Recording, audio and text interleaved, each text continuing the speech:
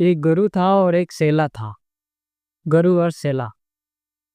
तो गरु और सेला एक कुटिया में रहते थे और कुटिया से थोड़ी ही दूरी पर एक नदी बहती थी।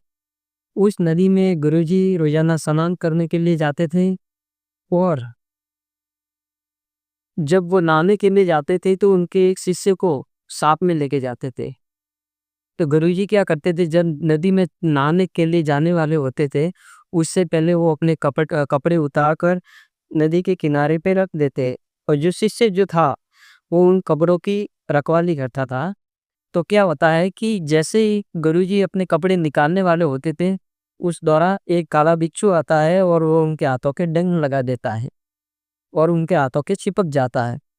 तो गुरुजी क्या करते हैं, उसको देखते हैं और फिर उस बिच्छू को अपने हाथों से उखाड़ देते हैं, मतलब अलग कर देते हैं और फिर किनारे पे रख देते हैं और वो बिच्छू वहां से पे निकल जाता है। फिर दूसरे दिन वही हुआ। गुरुजी ने कपड़े उतारे नहाने के लिए, बिच्छू आया, हाथों के डंक लगाया, हाथों से चिपक गया। गुरुजी ने वापस उस बिच्छू को पकड़ा और किनारे पे रख दिया। ये प्रक्रिया रोजाना होती थी। शिष्य रोजाना उनको देखता था कि गुरुजी पागल हो गए क्या, ये बिच्छू उनको रोजाना काटता है और फिर भी उनको हाथों से अलग कर देते हैं और उसको किनारे पे रख देते, उसको मारते क्यों नहीं।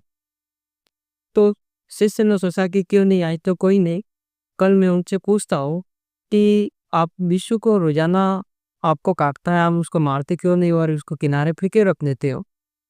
वापिस अगले दिन गुरुजी नहाने के लिए रवाना हुए, शिष्य साथ में सन दिया और जैसे ही वो नहाने के लिए कपड़े उतारने लगे विश्व आया और उनके हाथों के दंड लगाया और हाथों के चिपक गया।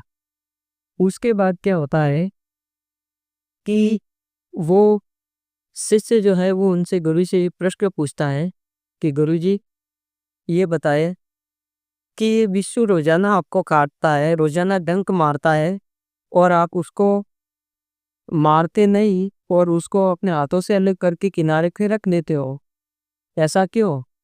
तो गुरुजी ऐसे और देखने लगी और बोले कि ये जो विश्व है ये कीड़ा मकोड़ा है। क्या है, एक प्रकार से कीड़ा मकोड़ा। और वो कीड़ा मकोड़ा होते हुए भी अपना धर्म नहीं भूलता। तो मैं तो एक गुरु हूँ और मैं गुरु होकर इस कीड़े मकोड़े को मारूंगा तो फिर मैं क्या कहलाऊंगा, पापी कहलाऊंगा और फिर मेरे धर्म का क्या होगा, नाश हो जाएगा और फिर मैं गुरु कहलाने के लायक नहीं रह जाऊंगा।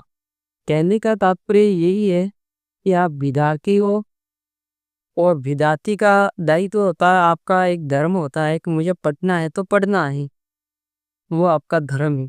और आप अगर आप अपने धर्म को भूल जाते हो इसका मतलब आप अधर्म के रास्ते पे निकल चुके हो। इसलिए गुरु अपना धर्म नहीं भूल सकता। कीड़ा मकोड़ा, वो कीड़ा मकोड़ा होते हुए भी उसको पता है कि मुझे रोजाना लंक मारना है क्योंकि वो उसका धर्म है। और वो कीड़ा मकोड़ा होते हुए भी अपना धर्म नहीं भूलता तो अपन अपना धर्म कैसे भूल सकते हैं। इसलिए कहने का मतलब यही है, कहानी बताने का मतलब यही है कि कीड़ा मकोड़ा होते हुए भी पशु पक्षी जो होते हैं वो अपने धर्म नहीं भूलते तो अपन अपना धर्म क्यों भूलते हैं।